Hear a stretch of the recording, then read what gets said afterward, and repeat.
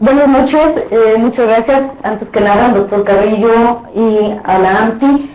Y efectivamente lo que vamos a hablar hoy es de hipertensión intraabdominal y cerebro. Normalmente cuando hablamos de cerebro, los neurólogos nos hacen caso, cuando hablamos de abdomen, los cirujanos, los intensivistas nos metemos normalmente en todo, pero ¿cómo es que se relaciona la función intraabdominal con la función cerebral? Vamos a hablar un poco de lo que es la historia de la presión intraabdominal, las definiciones de la presión intraabdominal para estandarizar criterios, los efectos de la presión en la presión cerebral, los modelos animales, los modelos clínicos y qué se recomienda actualmente para el manejo de la hipertensión intraabdominal. Sabemos que en la terapia intensiva, cuando el paciente no llega por insuficiencia respiratoria o por inestabilidad hemodinámica, normalmente tendemos a ignorar un poco el abdomen cuando el abdomen no es la causa por la que llegó el paciente a la terapia. Vigilamos hemodinamia, vigilamos respiratorio, pero no vigilamos el abdomen. Sin embargo, sabemos que desde 1860 se conocen estos efectos de la presión intraabdominal. No es sino hasta recientemente que estos efectos han sido sistemáticamente estudiados. ¿Cuál es el problema con la presión intraabdominal? No tenemos datos clínicos reales. No hay características a la exploración física que nos definan exactamente que el paciente tiene o no hipertensión intraabdominal. Muy comúnmente, por mucha gente, el perímetro abdominal. Hasta la fecha pueden en algunas terapias intensivas ver cintas métricas alrededor del abdomen y sabemos que no relaciona ni nada absolutamente en lo más mínimo con lo que es la presión intraabdominal. La clínica no nos va a dar nada de datos si no medimos directamente la presión intraabdominal.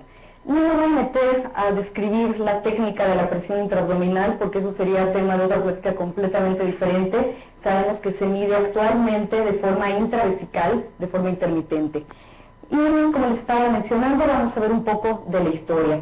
En 1863, Maury y Bert describieron ya la fisiología respiratoria y los efectos de la presión intraabdominal. Para 1876 se hizo la primera descripción que si incrementaba la presión intraabdominal había menor formación de orina. Para 1890 ya se dan valores, con números de 27 a 46, y aquí menciono algo importante, centímetros de agua.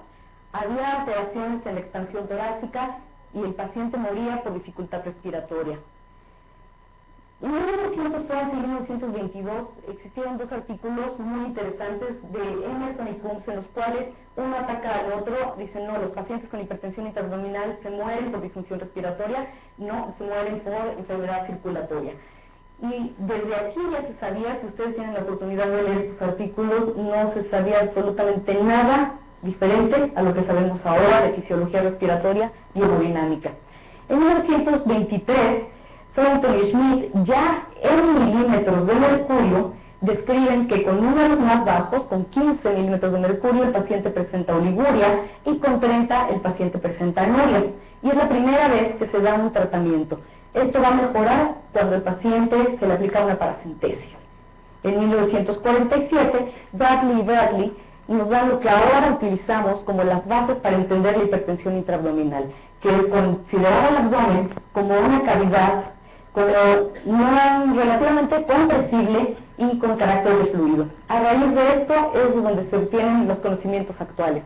Desde 1947, probablemente hasta 1980-84, se abandonó completamente el estudio de la hipertensión intraabdominal. No fue hasta que Borch sacó una clasificación, que probablemente es la que todo el mundo conoce, la clasificación de Borch de hipertensión intraabdominal, que se volvió a retomar el tema. Sin embargo, cuando uno le preguntó a Borch, bueno, ¿y en qué se basó para clasificarla? Lo único que comentó fue que esos números le latieron y se le hicieron como que podían ser interesantes, pero no estaban basados en nada. No fue sino hasta el 2004 que se fundó la Asociación Mundial de Síndrome Compartimental Abdominal y se sacaron las primeras definiciones para estandarizar. Cada quien medía la presión como podía, cada quien la medía como se le daba a entender y no había datos que dijeran esto es lo normal o esto no es lo normal.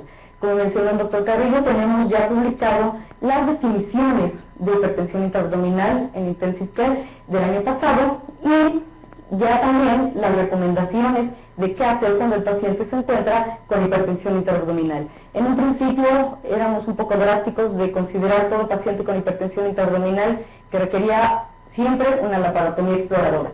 Ahora sabemos que podemos aguantar antes de una laparotomía, podemos tomar diferentes medidas antes de tomar una decisión quirúrgica. Pero bueno, ¿qué es la presión intraabdominal? Y más importante, ¿qué tiene que ver con el cerebro? La presión intraabdominal es la presión dentro del abdomen. Normalmente debe de ser menor a 5 milímetros de mercurio en respiración espontánea. Cuando el paciente se encuentra en ventilación mecánica, y hay que recordar que tenemos presión positiva, hay un incremento en la presión intratorácica, esta presión intratorácica va a desplazar el diafragma hacia abajo y obviamente esta presión dentro del abdomen va a aumentar. Cuando el paciente está en ventilación mecánica, puede llegar a ser de 12 milímetros de mercurio. ¿Cómo debe de medirse? Al final de la expiración, en supino, sin contracción de músculo abdominal y el transductor en la línea media axilar. Normalmente se había hablado del pubis como un punto cero, ahora sabemos que si fluctúa exactamente igual que fluctúa cualquier medición a nivel intratorácico, se tiene que medir a nivel de línea media axilar. La medimos como ya les mencioné, a nivel intravesical con la sonda de Foley y estilando menos de 50 mililitros. En algunas ocasiones, en diferentes hospitales, he llegado a escuchar hasta 150 mililitros en algunos, en otros 100, en otros, depende del artículo que lean. Recientemente encontramos que con menos de 50 se debe de medir, idealmente 25 milímetros de mercurio. La hipertensión intraabdominal y el síndrome compartimental abdominal son relativamente comunes en la unidad de terapia intensiva. Casi siempre se relaciona el síndrome compartimental con trauma abdominal. Hay que recordar que los pacientes con politrauma que cursan con los llanos abdominales tienen 50% de posibilidades de tener trauma craneoencefálico. Entonces ya nos estamos acercando un poco más a qué tiene que ver el abdomen con el cerebro. Los efectos de la presión intraabdominal son bien conocidos en dos niveles. A nivel adyacente, en los órganos cercanos, hay una disminución de flujo, hay una compresión, y en órganos distales, como lo vamos a ver a continuación, en el cerebro mediante otros mecanismos.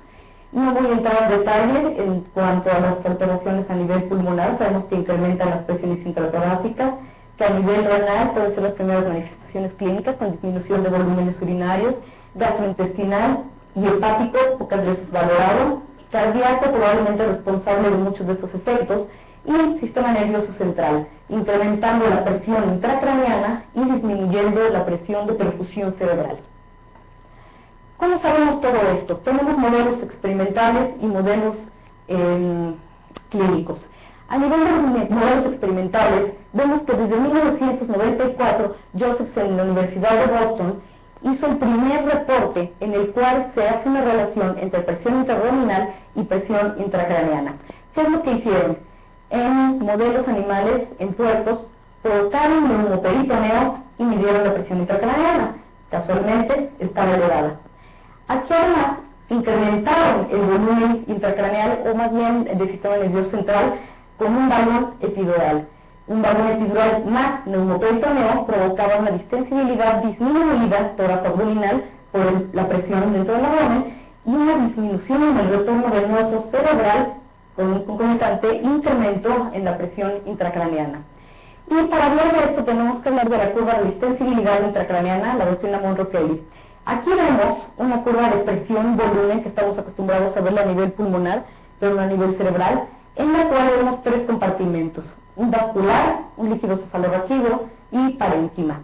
Vemos cómo si tenemos alguna lesión en cualquiera de estos tres compartimentos aparentemente no compresibles y con un volumen fijo, esto va a ir cambiando con algún daño que se presente en cualquiera de estos. En adultos, si hay alteraciones, va a haber cambios recíprocos en los otros dos, y si normalmente se logra vencer este buffer, por ejemplo, por medio del movimiento del líquido cefalorraquídeo o compresión ventricular, va a incrementar la presión intracraneana. Si nosotros incrementamos la presión intracraneana a niveles mayores, podemos tener isquemia y herniación. Y entonces, dependiendo de en qué parte de esta curva presión-volumen se encuentra el paciente, es el daño que se va a encontrar y el daño que va a tener repercusión a nivel abdominal en cerebro. También en 1996, y siguiendo este modelo, en Puerto se incrementaron la presión intraabdominal para evaluar intracraneana y presión de perfusión tras hipervolemia. Estamos agregando aquí otro insulto. Valor intraperitoneal, igual que en el modelo previo, 25 mililitros de mercurio, por arriba de la presión intraabdominal basal, hipervolemia, y entonces vemos que la hipertensión intraabdominal provocó incremento en la PVC, incremento en la presión pleural, incremento de la presión intracraneana, disminución del índice cardíaco, de la TA media, de la presión de perfusión cerebral. Aquí habrá una cosa interesante. Como los pacientes, los animales tenían hipervolemia, al aumentar la presión intracraneana, pero también secundaria a la hipervolemia, incrementar la tensión arterial, la presión de perfusión abdominal se mantenía relativamente sin cambios hasta que no se incrementara la presión intraabdominal por arriba de 25. Cabe mencionar que no hay lesión intracraneana aquí y sí hay incremento de presión intraabdominal. Esto es muy importante porque si no tenemos una alteración a nivel del sistema nervioso, podemos asumir que no hay problema, no, sí hay cuando incrementamos la presión intraabdominal a niveles no tolerables. ¿Qué es lo que sucede? Se incrementa la presión del abdomen, incrementa la del tórax, y hay una obstrucción en el retorno venoso del cerebro vía sistema yugular venoso. Esto es independiente de los efectos cardiovasculares, como puede ser disminución de gasto cardíaco o disminución de perfusión cerebral. Hay un incremento en la presión intracraneana y por consiguiente una disminución en la presión de perfusión cerebral. Tenemos aquí también un esquema en el cual vemos aquí, en esta zona, es donde se provocan algunos de los efectos de la presión intraabdominal. La presión intratorácica aumenta, disminuye el gasto cardíaco y hay por lo tanto una obstrucción venosa en nivel yugular interna con una disminución de la saturación del yugular del globo yugular y obviamente si la TA no se altera tenemos un incremento en la presión intracraneana con una disminución en la presión de perfusión cerebral con obviamente un incremento en la demanda de oxígeno a nivel cerebral. Se hicieron otros estudios, y esto es muy interesante, sobre todo para ver la relación entre los compartimentos abdominal, torácico y cerebral. En estos mismos puerquitos, lo que hicieron fue provocar esternotomía. Y entonces, aún a pesar de tener hipertensión intraabdominal, si el puerquito tenía el tórax abierto, no incrementaba la presión intracraneana. ¿Qué nos está diciendo esto? Que aunque incremente la presión intraabdominal, si no hay forma de liberarse, ya sea tórax o en abdomen, va a incrementar la cerebral, ¿ok? Siguiendo también a nivel experimental, se vio algo ya con números un poquito más reales. Si el delta de presión intraabdominal era menor a 5, no había cambios a nivel cerebral. Si el delta es de entre 15 y 25, incrementa la presión intracraneana y disminuye la perfusión cerebral. Esto estadísticamente significativo. ¿Cuál es la importancia de esto? La cirugía. Una cirugía totalmente programada, aparentemente sin lesiones a nivel cerebral, como es la laparoscopía, en la cual se incrementa intencionadamente la presión intraabdominal y se sugiere, por lo tanto, que ese neumoperitoneo debe ser bajo para evitar los efectos deleterios a nivel de presión intracraneana y de perfusión cerebral. Si el paciente además tiene cualquier daño a nivel cerebral, será de mayor importancia disminuir la cantidad de presión durante la cirugía. Y finalmente, algunos de los últimos modelos experimentales, el efecto del pantalón antichoque en perros.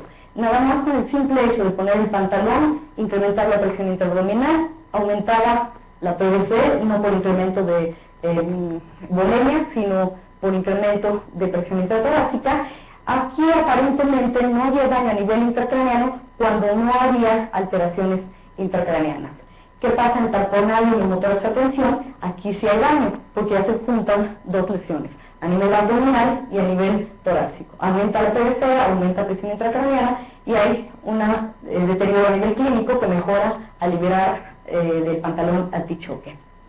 En conclusión de los estudios experimentales, vemos que en laboratorio se vio que un incremento en la presión intraabdominal va a disminuir, por lógica, la distensibilidad a nivel toracoabdominal, va a incrementar la presión intratorácica y, por consiguiente, al disminuir el retorno venoso a nivel de yugular, va a incrementar la presión intracraneana. Pero ¿qué hay de a nivel clínico? ¿Qué pasa en humanos en pacientes. Tenemos varios estudios también. El primero de Citero en Italia en el 2001, 15 pacientes en los cuales había trauma craneoencefálico, cabe mencionar, todos por lógica con tubo traqueal y asistencia mecánica ventilatoria, que es algo muy sencillo. Al estar monitorizados por su problema neurológico, le pusieron una bolsa de agua encima, 15 litros. Con el simple hecho de poner eso, incrementaba la presión intraabdominal, aumentaba la PVC, aumentaba yugular, aumentaba presión intracraneana. En estos pacientes, obviamente no era la intención provocarles una hipotensión secundaria, entonces se mantuvo la TA, y al mantener la TA se mantuvo también la presión de perfusión intracraneana.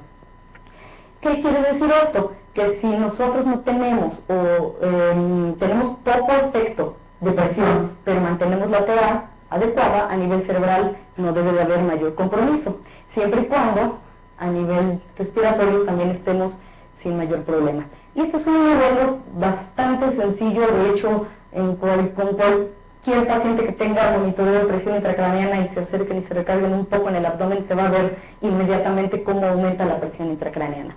Este es el registro de la colocación de peso en el abdomen. Tenemos la TA, tenemos la presión intracraneana, tenemos la presión intraabdominal y tenemos la presión venosa central.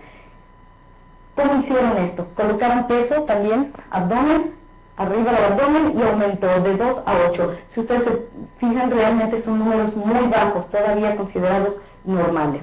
Y este simple cambio de 2 a 8 provocó un incremento en la presión venosa central de 7 a 10, un incremento en la intracraneana de 11 a 16, y como la presión arterial se mantenía bien, la presión de perfusión se mantuvo bien. Sin embargo, en base a este número y en base al promedio de varios pacientes con estas mismas condiciones, se sacó esta fórmula. El delta de PVC, 10 menos 7, que ya hemos visto acá, entre delta de presión intraabdominal, o sea, 8 menos 2, nos da un 50%, que es aproximadamente la transmisión del abdomen al cráneo.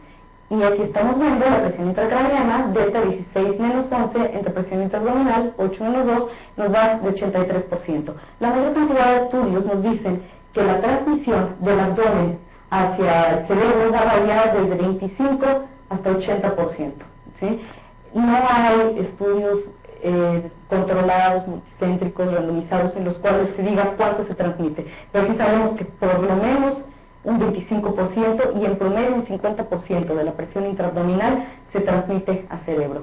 Y este es un estudio cortesía del doctor Pedrosi, en el cual se ve que el delta de presión intraabdominal, en el mismo modelo que acabamos de mencionar hace rato, 20 menos 12.5 da 7.5, y aquí lo único que hizo fue modificarlos al final de la expiración, y vio que el índice de transmisión de presión intraabdominal es aproximadamente del 60%. A raíz de esto se sugirió que cuando nosotros tengamos que calcular el tipo óptimo, tenemos que sumarle por lo menos el 50 o 60% de la presión intraabdominal para realmente alcanzar a vencer el diafragma y poder obtener ese PIB que estamos requiriendo, por el simple hecho de que toda esta presión está transmitiéndose a tórax y a presión y a cerebro.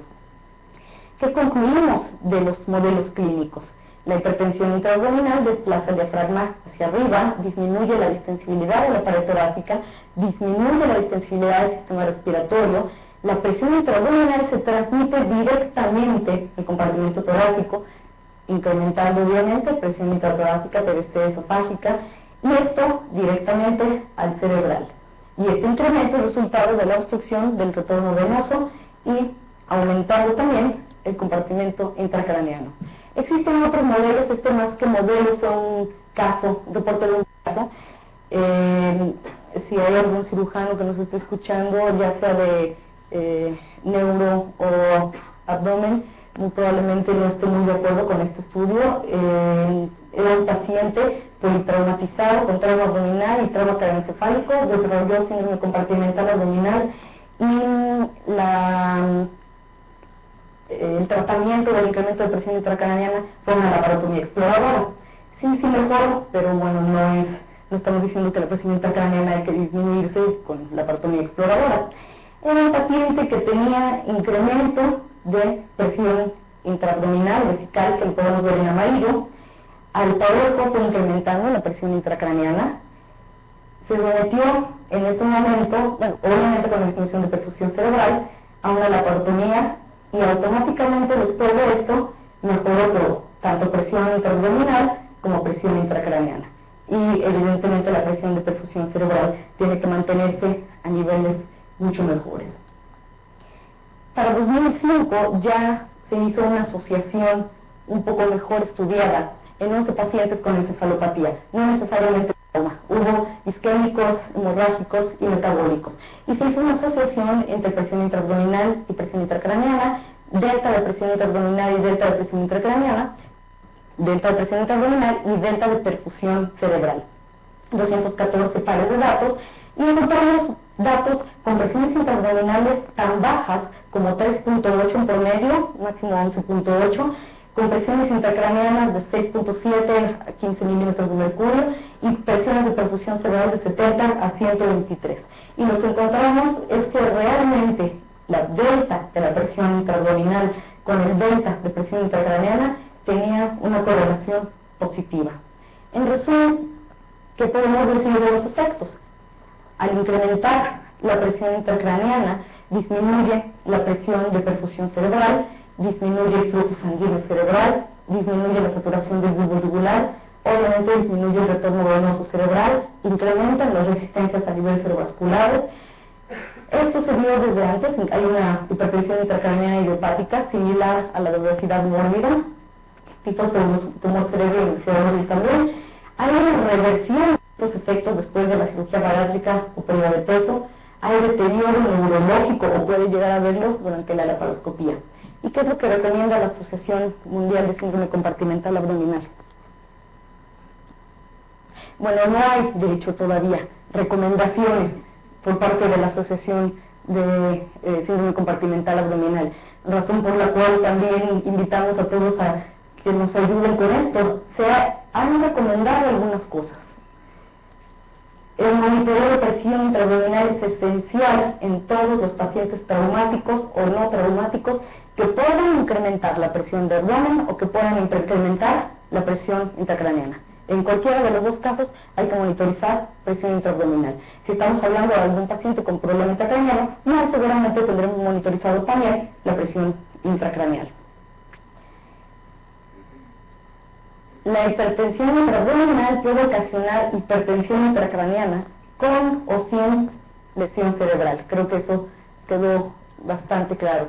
Hay que evitar la presión intraabdominal elevada en pacientes con hipertensión intracraneana. ¿Por qué? Por lo mismo que había mencionado hace rato. No sabemos si nuestro paciente con hipertensión intracraneana se encuentra en este o en esta parte de la curva. Y un segundo insulto, que sería el incremento en presión intraabdominal, va a provocarnos un efecto deletéreo a nivel cerebral. En pacientes con hipertensión intraabdominal debe evitarse la hipertensión intracraneana. Ahora, no nos vamos a meter de lleno en cómo debemos disminuir la presión intracraneana, eso es motivo de alguna otra discusión, pero sí sabemos que elevar la cabecera, 30 grados, evitar hipervolemia, hipernatremia, hipertermia. Sin embargo, aquí hay algo muy importante. Sabemos que la elevación de la cabeza provoca también elevación de la presión abdominal y ponerla debajo nos mejora el cráneo. O sea, tenemos que valorar qué tan elevada está la presión intracraneana, no mucho, entonces lo pongo totalmente horizontal. Si está muy elevado, lo elevo y sacrifico el abdominal. Eso va a depender porque uno mejora con cada una de las posiciones. La resección de lesiones, drenaje líquido cefalorraquídeo, lo que les había mencionado, elevación de la cabeza, con cuidado, sabiendo que puede incrementar el del abdomen. Sedación y relajación, relativamente, hiperventilación, manitol, solución sal hipertónica, barbitúricos, propofol, hipotermia, canatomía, etc. Cosas totalmente limitadas a lo que es cerebro. El estado neurológico debe monitorizarse en todos los pacientes con hipertensión intraabdominal. Si llega un paciente a terapia intensiva con alguna lesión neurológica, automáticamente vamos a valorar el glándulo, pero no automáticamente vamos a valorar la presión intraabdominal. Y sí, en todos los pacientes que tengan problema a nivel intracraneano, tenemos que estar monitorizando la presión intraabdominal para no darle un segundo insulto. Y por el contrario, en todos los pacientes que tengamos con alguna lesión a nivel abdominal, obviamente no vamos a poner un catéter para medir presión intracraneana, pero sí vamos a estar vigilando el estado neurológico para ver que no haya transmisión a nivel torácico. Hay que proveer un adecuado tratamiento para la hipertensión intraabdominal, especialmente si la hipertensión intracraneana está presente. Como les estaba mencionando en un principio, originalmente cuando hablábamos del tratamiento de la hipertensión intraabdominal, siempre era cirugía, automáticamente, lo cual no era muy fácil de convencer a los cirujanos que abrieran al paciente y además lo dejaban abierto, cuando ellos aparentemente no tenían ninguna razón justificable aparentemente para hacerlo. Y lo que la mayoría de los cirujanos decían, bueno, vamos a bajar la tomografía, bajaban la tomografía del paciente y no había nada. Con menos razón lo querían meter a quirófano. Entonces, decir que automáticamente tiene que descomprimirse no nada más era muy drástico, sino poco práctico porque normalmente no se hacía. Hay diferentes tratamientos médicos y quiero aclarar que esto es para hipertensión intraabdominal. El síndrome compartimental sí tiene que descomprimirse. La hipertensión, dependiendo de los grados, puede tratarse de forma médica, por lo menos en lo que se detectan causas, en lo que se quitan algunos factores, pero nada más la hipertensión. El síndrome sí tiene que requerir descompresión. Sobre todo, como les estoy mencionando, cuando hay hipertensión intracraneana. En el paciente con hipertensión intraabdominal hay que evitar la hipervolemia. ¿Por qué? Para prevenir incrementos mayores de presión intracraneana. ¿Cuál es el problema aquí? No tenemos parámetros confiables que nos midan la hemodinamia del paciente. Las presiones de llenado son poco confiables. Si medimos una PVC en un paciente que tiene una presión intraabdominal con el diafragma desplazado hacia arriba y la presión intratorácica elevada, vamos a ver que tiene una PVC elevada, o una PCT, una presión capilar pulmonar también elevada, y no necesariamente un adecuado estado de volemia. A falta de esto, normalmente vamos a tener al paciente del lado de la hipovolemia. Sin embargo, aunque hay que mantenerlos con adecuado estado de hidratación, hay que evitar pasarnos para no deteriorar a nivel intracraneano. Hay que evitar la laparoscopía en pacientes en riesgo de hipertensión intracraneana. El microperitoneo, que es lo que les había mencionado también, que es una situación similar a los modelos experimentales de hipertensión intraabdominal e hipertensión intracraneana, con efectos obviamente deleterios a nivel cerebral. Si tenemos un paciente con múltiples compartimentos, trauma craneano o torácico o abdominal y requiere laparoscopía, hay que valorar si realmente se puede hacer laparoscopía o una laparotomía, lo cual nos beneficiaría al disminuir algún tipo de presión en cualquier compartimento. ¿Qué podemos ver entonces? Sí existe una relación entre presión intraabdominal, presión intracraneana y presión de perfusión cerebral.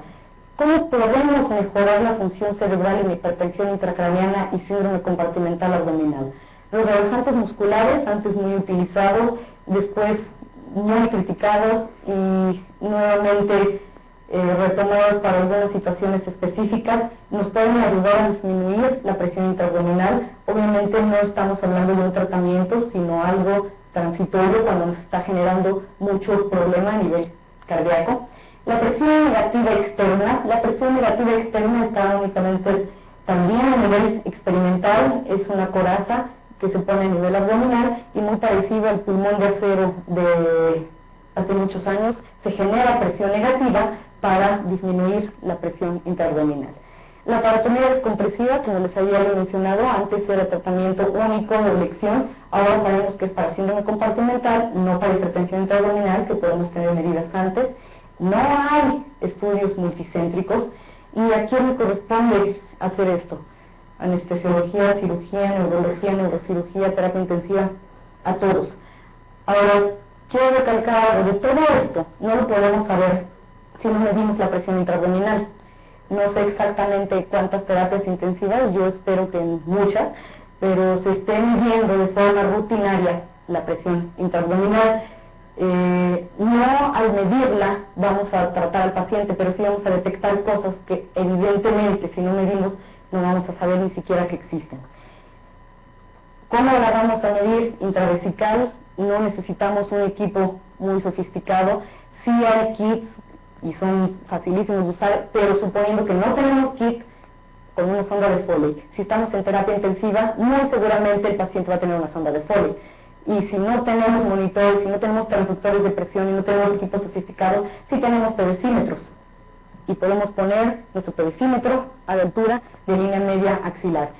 Hay que recordar que el pedicímetro se está midiendo en centímetros de agua y nosotros lo queremos en milímetros de mercurio. Eso crea mucha confusión y recientemente, no hace menos de un año, aún a pesar de las recomendaciones, aún a pesar de que hemos estado tratando de divulgar las normas, las guías y cómo hacerlo, me encontré un artículo publicado, mexicano de hecho, todavía descrito en centímetros de agua y todavía utilizando una clasificación que ya no existe, que es la clasificación de Borg, y obviamente todo lo que escribe puede ser muy real, muy cierto, pero si no estandarizamos todos la práctica, si no lo hacemos de igual forma, nunca vamos a saber cuál es el efecto real de la presión intraabdominal, no nomás a nivel cerebral, sino a todos los niveles. Existen en 2 hojas, no, ni siquiera en un artículo completo que les dé flojera entender, leer y todo, porque es basado en evidencias y con recomendaciones, no, en 2 hojitas nada más, en las cuales se habla de a quienes tenemos que medirles la presión intraabdominal. Y dentro de estas recomendaciones, uno de ellos son en los pacientes que tenemos hipertensión intracraneana, en los pacientes con trauma craneoencefálico, en los pacientes con cirugía neurológica, en los pacientes con cualquier alteración del sistema nervioso central. Eso dentro del área neurológica. En todos los pacientes que se reanimen con más de 5 litros en 24 horas. No es nada, 5 litros en 24 horas. Muchos de nuestros pacientes de terapia intensiva llegan con mucho más reanimación que 5 litros. Ya eso es pura indicación, los 5 litros, para medir presión intraabdominal. Si reanimamos con más de 5 litros y además nuestro paciente tiene hipertensión intracraneana o cualquier daño, más razón para medir hipertensión intraabdominal. Y este mismo paciente que llega con trauma de tórax o con un estado neurológico deteriorado, lo vamos a tener en ventilación mecánica. Todo paciente en ventilación mecánica con un PIB por arriba de 8, tenemos que medir presión intraabdominal. Y de eso nos hablan estas 2 hojas, en quiénes medir. ¿Quiénes nos van a hacer presión intraabdominal elevada? Pacientes con sepsis, pacientes con acidosis, pacientes con coagulopatía, pacientes en los cuales, ya lo mencioné, se reaniman, pacientes hipotérmicos, todos los factores de riesgo que nos van a desencadenar hipertensión intraabdominal están descritos tan sencillamente como pH menor de 7.2, riesgo de presión intraabdominal. No estoy diciendo que todo paciente con acidosis va a desarrollar hipertensión intraabdominal, pero sí tiene riesgo y por lo tanto no vamos a perder nada midiendo la presión intraabdominal. Al principio, en alguna ocasión se nos mencionó que medir la presión intraabdominal con un transductor de presión provocaba infecciones. También ya está perfectamente comprobado que medir la presión intraabdominal con una llave de 3 días, ya sea a nivel de PDC o a nivel de transductor de presión, no incrementa el número de infecciones. Recordar el número, 6, menos de 6 es presión intraabdominal normal, 12 cuando está en ventilación mecánica, milímetros de mercurio. Y totalmente propaganda, para invitarlos al 4º Congreso Mundial de Síndrome Compartimental Abdominal, que se va a llevar a cabo el año que entra en Irlanda, del junio 25 a 27. Ya están abiertos ahorita para enviar trabajos. Normalmente, y aunque parezca ilógico, sí hay trabajos mexicanos presentándose en Australia y en Bélgica y en muchos lados. Desafortunadamente no muchos, y como la organización sabe que a fin de cuentas somos países en vías de desarrollo, lo que quiera que signifique eso, nos apoyan bastante a todos los que manden trabajos mexicanos o Latinoamérica. Se apoya con medias becas para el Congreso. Y los invito también a que entren a la página, que no sé dónde la puse, está, la página de la World Society de hipertensión intraabdominal. No sé si tengan alguna pregunta.